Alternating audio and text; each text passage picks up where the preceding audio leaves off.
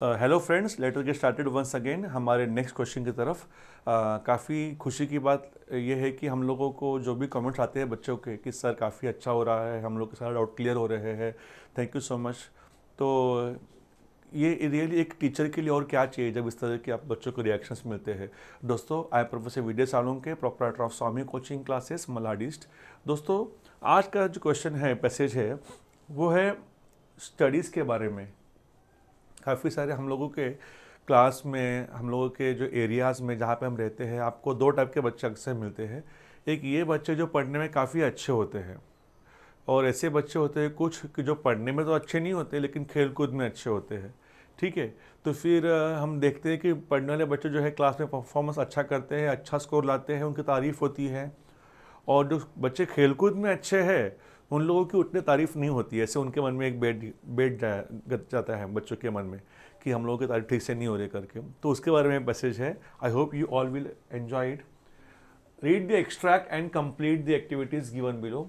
दोस्तों, often students who are fond of reading books are labeled by their comrades as bookworms। अक्सर जो बच्चे पढ़ने में काफ़ी इंटरेस्ट रखते हैं, जिन्हें बुक्स पढ़ना पसंद है, जिन्हें पढ़ाई करना पसंद है, ऐसे बच्चों को उनके दोस्त जो है ना, वो अक्सर मालूम है क्या बोलते हैं? बुक वॉर्म्स बोलते हैं। मतलब किताबी कीड़ा बोलते हैं कि अरे क्या यार, दिन भर तो बुक में लगा रहता है।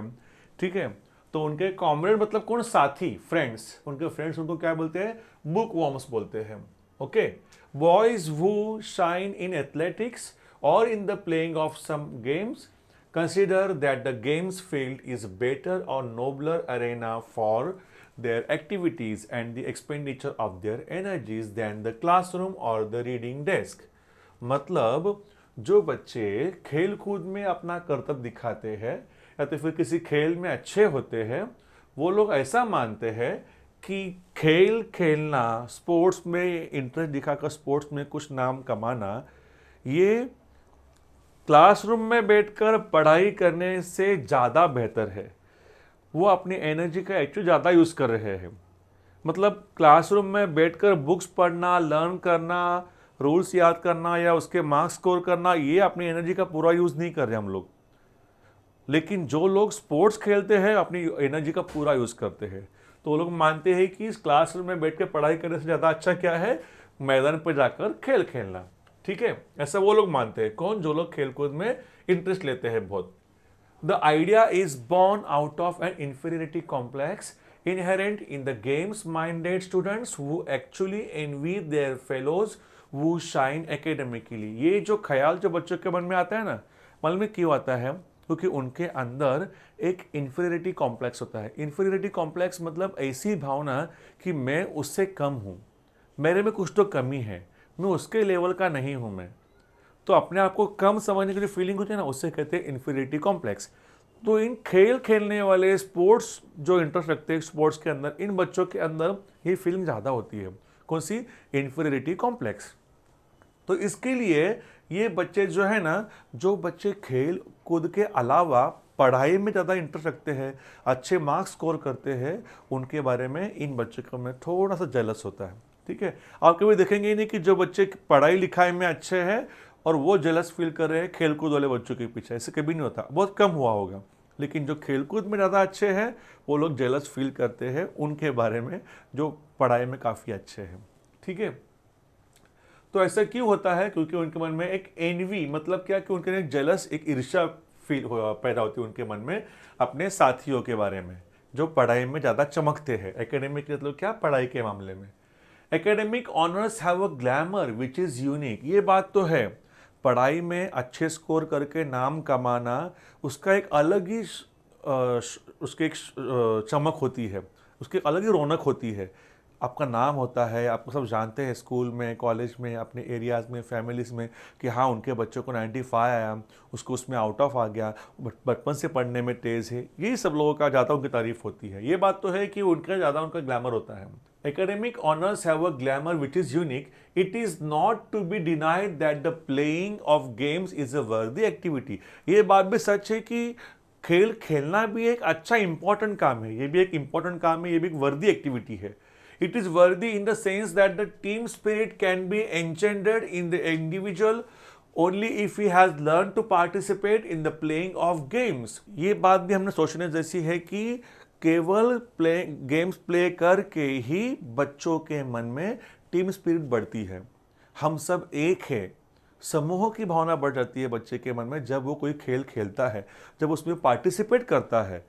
वो उस समय वो खुद के लिए नहीं खेलता है, वो खुद के लिए नहीं लड़ता है, वो पूरे टीम के लिए लड़ता है। इवेंचुअली वो सबके लिए लड़ता है, तो उसके मन में फीलिंग जल्दी आ जाती है। किसी बच्चे के मन में ये फीलिंग कब हम डाल सकते हैं अंदर उसके, जब वो एक साथ मिलकर कोई गेम खेलेगा।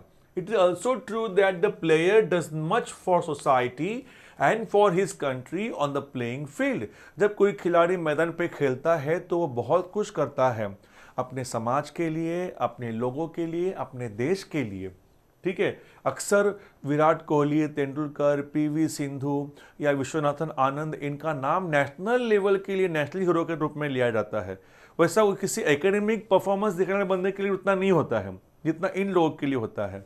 It is true that the feeling of cooperation can be cultivated in a person only through group activity। किसी बच्चे के अंदर, किसी व्यक्ति के अंदर कोऑपरेशन की फीलिंग कब बढ़ सकती है? जब वो कोई ग्रुप एक्टिविटी करता है, जब किसी के साथ में मिलकर कोई काम करता है वो, तब उसके अंदर में ये फीलिंग ज़्यादा बढ़ सकती है। कौन सी? कोऑपरेशन की फीलिंग, हम सब एक है, ये feeling. But studies should not be sacrificed in order that students devote their time only to the playing of games। लेकिन केवल खेल खेलने में ही समय वेस्ट करके पढ़ाई को हम लोगों ने सेक्रीफाइस नहीं करना चाहिए, पढ़ाई का त्याग नहीं करना चाहिए। वो पढ़ाई के लिए भी समय निकालना चाहिए हम लोगों ने। केवल दिन भर खेल खेल कर ही आप लोगों का भविष्य नहीं बनेगा। Simultaneously you should also focus on your studies. ठीक है, अब आगे देखो क्या है यहाँ पर। But studies should not be sacrificed in order that students devote their time only to the playing of games। Let each type of activity have its own place in our daily round, and then only the balanced division of interest will produce an individual with a proper perspective of things। तो ये सबसे solution क्या है इसके बीच में, कि दोनों को भी इक्वल इंपॉर्टेंस दिया जाए, दोनों को भी इक्वल समय दिया जाए, दोनों के पीछे इक्वल एनर्जी दी जाए। पढ़ाई भी करो, साथ साथ स्पोर्ट्स में भी इंटरेस्ट लो, स्पोर्ट्स में इंटरेस्ट लो ताकि वहाँ पर आपके एनर्जी यूज़ हो, आपके अंदर फीलिंग्स बढ़े, कोऑपरेटिवनेस नहीं, आपके अंदर फीलिंग्स बढ़ेंगे हेल्पफुल नेचर की, आपके अंदर फीलिंग्स बढ़ेंगी अफेक्शन की, कंपैशन की, कि ये मेरी टीम है, ये मेरे लोग हैं। और साथ साथ पढ़ाई भी करो जिससे आपका भविष्य अच्छे से बनेगा, आपको नॉलेज मिलेगा। ठीक है, तो ये इस पैसेज का मीनिंग है। अब हम आगे जाएंगे। Rewrite the following sentences as per their occurrences. जैसे आया है उसके आपको सीक्वेंस में आपको लगाना है, पैसेज में से देखकर हम आगे बढ़ेंगे। ये देखो अभी क्या है। The writer writes the idea is born out of an inferiority complex inherent in the games minded students who actually envy their fellows who shine academically। ये जो ख्याल आता है बच्चों के मन में कि मैं उससे कम हूँ, मेरे में कुछ तो कमी है, ये बच्चों के मन में कब आता है? जब वो बच्चे एनवी फील करते हैं। मतलब क्या? जलस फील करते हैं अपने साथियों से। जो गेम्स माइंडेड बच्चे होते हैं, जो खेल कूद में अच्छे होते हैं, ऐसे बच्चे जलस फील करते हैं, ईर्ष्या फील करते हैं अपने साथियों से जो पढ़ाई में चमकते हैं, जो पढ़ाई में अच्छे होते हैं। ठीक है, अब ये सही कि गलत है? तो फिर इसका मीनिंग क्या है? देखो, this way of thinking or feeling inferior by games-minded students comes from the fact that they are jealous of their classmates who are good at studies and are outstanding in the academic performance। It is because they consider that the games field is a better or nobler arena than classroom or a reading desk। जैसे बताया था मैंने कि ये feeling बच्चों के मन में आती है, गेम्स माइंडेड बच्चों के मन में, जो गेम में इंटरेस्ट रखते हैं उनके मन में फीलिंग आती है, क्योंकि उनके मन में जलस फील होता है अपने क्लासमेट्स के बारे में जो पढ़ाई में अच्छे होते हैं और उनका परफॉर्मेंस अच्छा होता है एकेडमिकली। ठीक है, क्योंकि उनको ऐसे लगता है कि खेल खेलना ज़्यादा बेटर है, ज़्यादा नोबल एरेना है, नोबल फील्ड है ये क्लासरूम में बैठकर पढ़ाई करने से, ऐसे उनके मन में आ जाता है। इसके लिए अब आगे देखो, गिव रीजंस। गेमस्टर्स मतलब कौन? गेम खेलने वाले, स्पोर्ट्स खेलने वाले। Gamesters call academically bright students book worms, give reasons for it. ये जो खेल खेलने वाले स्पोर्ट्स माइंडेड बच्चे जो होते हैं, गेम माइंडेड बच्चे, वो लोग पढ़ाई करने वाले बच्चों लोग को क्या बोलते हैं? किताबी कीड़ा। तो किताबी कीड़ा है, दिन भर बुक में लगा रहता है। ऐसे क्यों बोलते हैं? इसको एक्सप्लेन करो, क्या रीजन है?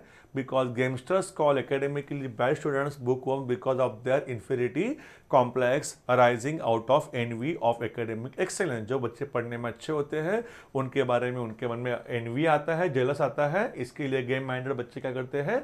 उनको किताबी कीड़ा बोलते हैं, जलन से। अभी देखो क्या है पर्सनल रिस्पॉन्स। मैंने बताया था पहले लेक्चर में भी कि आप लोगों को कि पर्सनल रिस्पॉन्स का क्वेश्चन चाहे जो कुछ भी आए आपको अटेम्प्ट करना है, आपको उसके पक्के मार्क्स मिलते हैं, ठीक है? इसमें राइट रॉन्ग नहीं होता कभी भी। The writer says academic honours have a glamour which is unique, do you agree with it? Writer कहता है कि एकेडमिक ग्लैमर जो है वो बहुत ही एक्चुअली में अनोखा है, लेकिन ज़रूरी नहीं है ना। अभी आज तो ज़माना ऐसा है ना कि पढ़ाई में ज़्यादा नाम कमाने वाले, परफॉर्मेंस अच्छा दिखाने वाले लोगों से भी ज़्यादा पैसा कमा रहे हैं क्रिकेटर, स्पोर्ट्स पर्सन इंडिया के।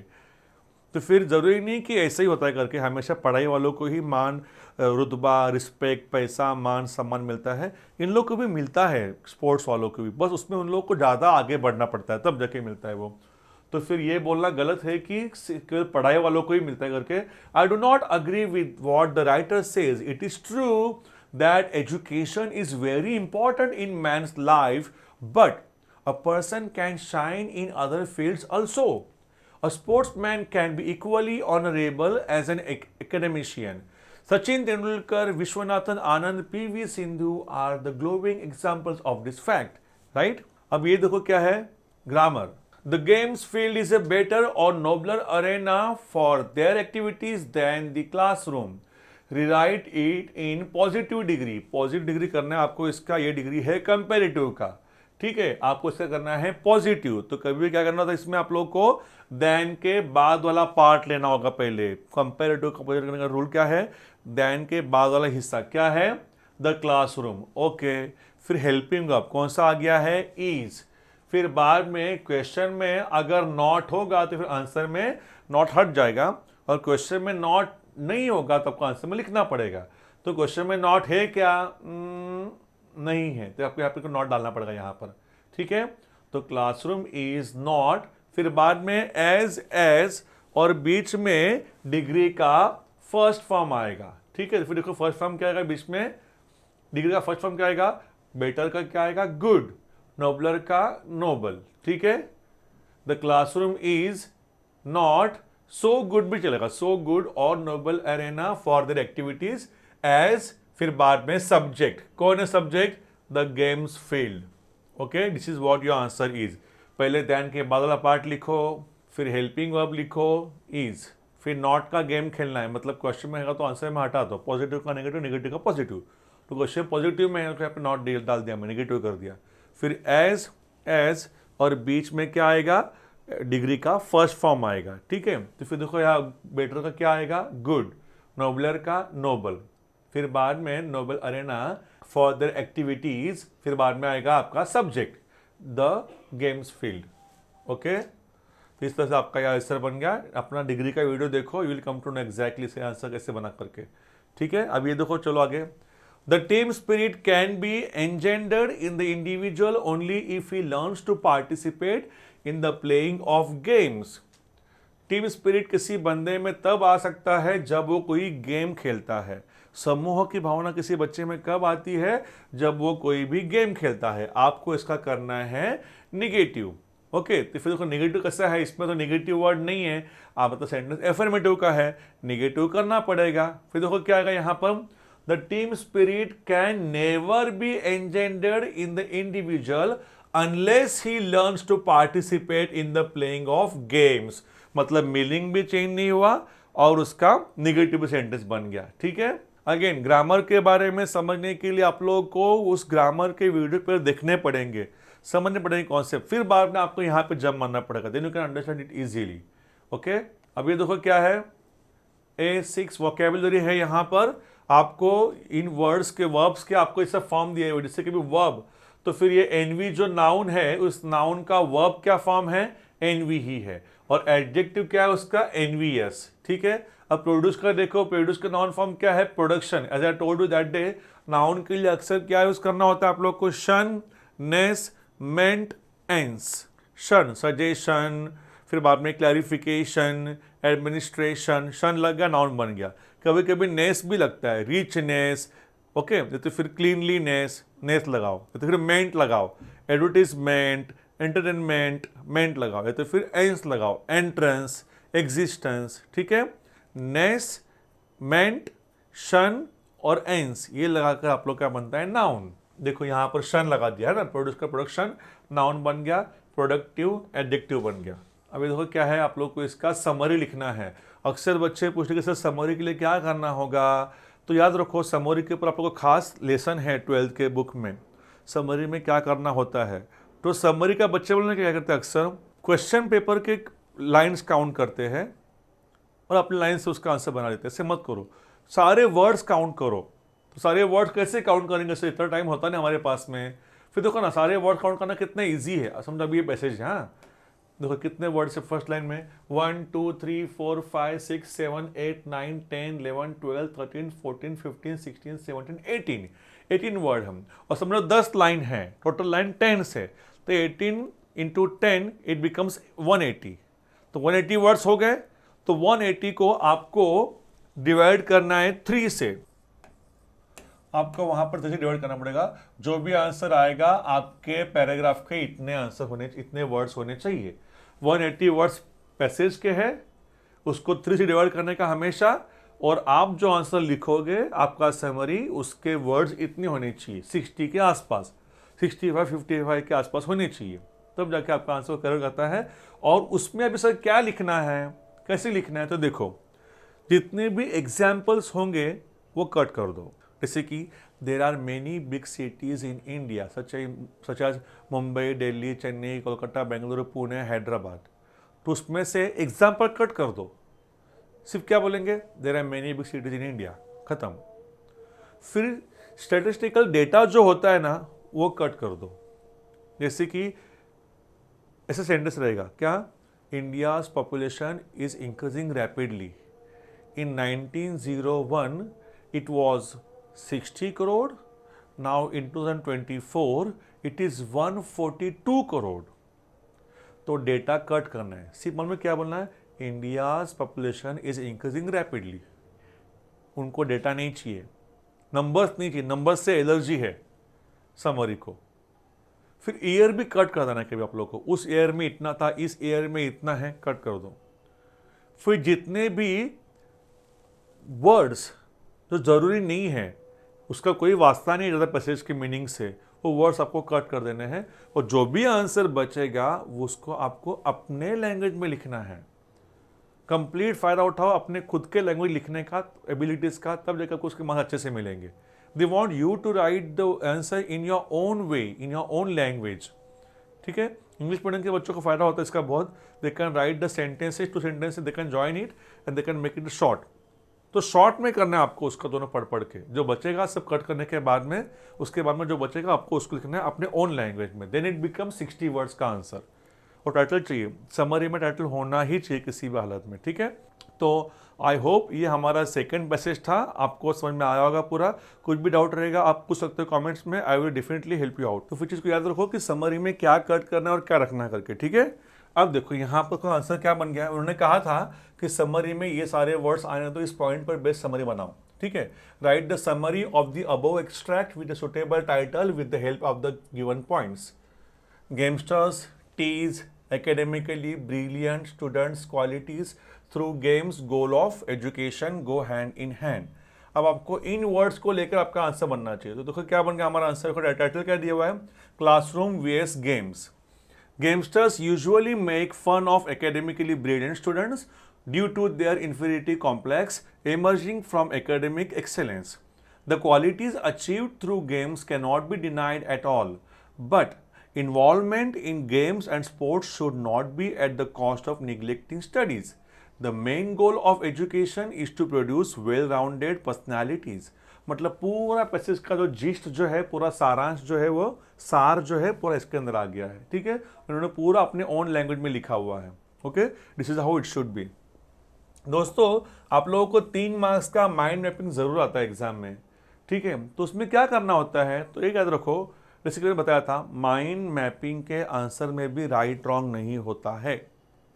माइंड मैपिंग का जो भी आपको वर्ड दिया है, सिंपल देखो, आसान तरीका, जो भी आपको वर्ड उन्होंने दिया हुआ है, बेनिफिट्स ऑफ स्पोर्ट्स, या तो फिर करियर ऑप्शंस आफ्टर 12th, या तो फिर माय 12th प्रिपरेशन, कोई भी टॉपिक उन्होंने दिया हुआ ना, उस टॉपिक को लेकर आपके मन में जो भी ख्याल आते हैं, जो भी वर्ड्स आते हैं, आपको बस उन वर्ड्स को उस टॉपिक के इर्द गिर्द आपको सजाना है। ये मत सोचो कि इस टॉपिक के बाद में ये वर्ड आना चाहिए कि वो वर्ड आना चाहिए।